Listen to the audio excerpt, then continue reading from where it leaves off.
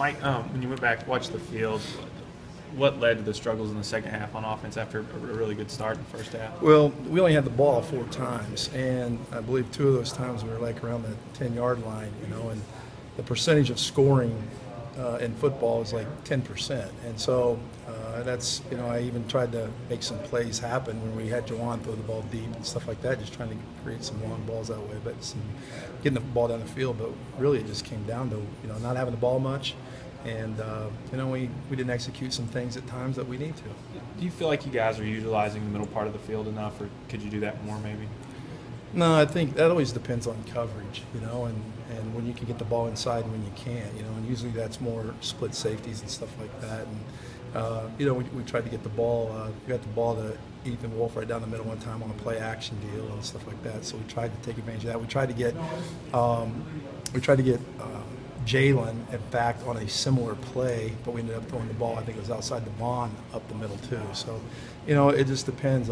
They were not giving you that because their underneath coverage was carrying very well. So. Coach Jones talked about an emphasis this week on getting back to the fine details.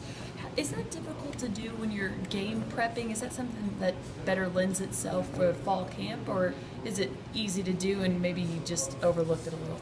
No, like when we say a play breaks down because of execution, it's just a fundamental, and or maybe it's the depth of a route, or maybe it's a guy on pass pro not being inside on the guy, things like that, little things. And so, football, I don't know if anybody's ever seen a game that's been played 100%, perfection. I mean, it never is. It's a human game.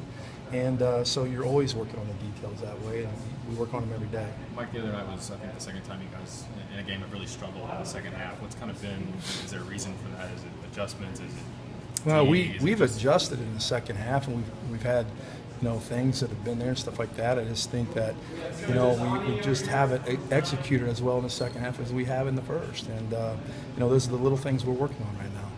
Do you feel like the passing game is close, Mike, or is it the same mistakes and those just have to be cleaned up, or is it something different week after week?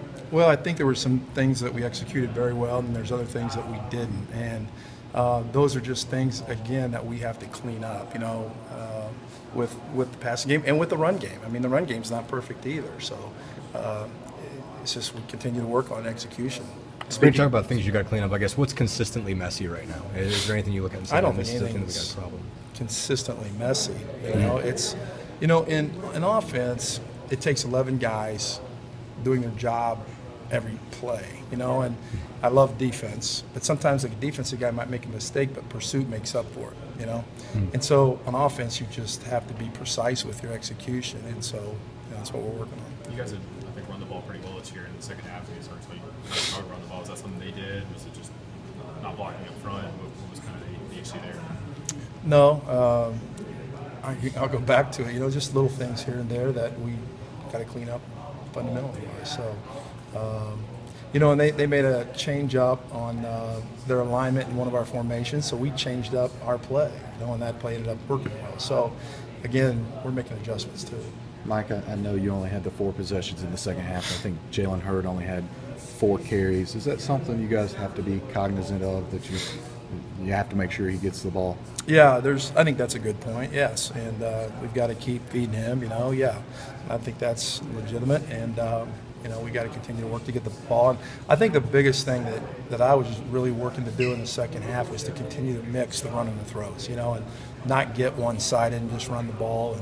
And so, when you do that, sometimes, and also, too, we called runs with what we call run adjustments, which are bubbles and things like that. So sometimes he might have been getting the ball, but he didn't get the ball because of the defensive look, and we kicked it out to the receiver. So, sometimes that was happening too. If Wiseman can't go, do you flip-flop Jay Sean again and throw Mack in there, or do you look at Jack Jones? What do you do there?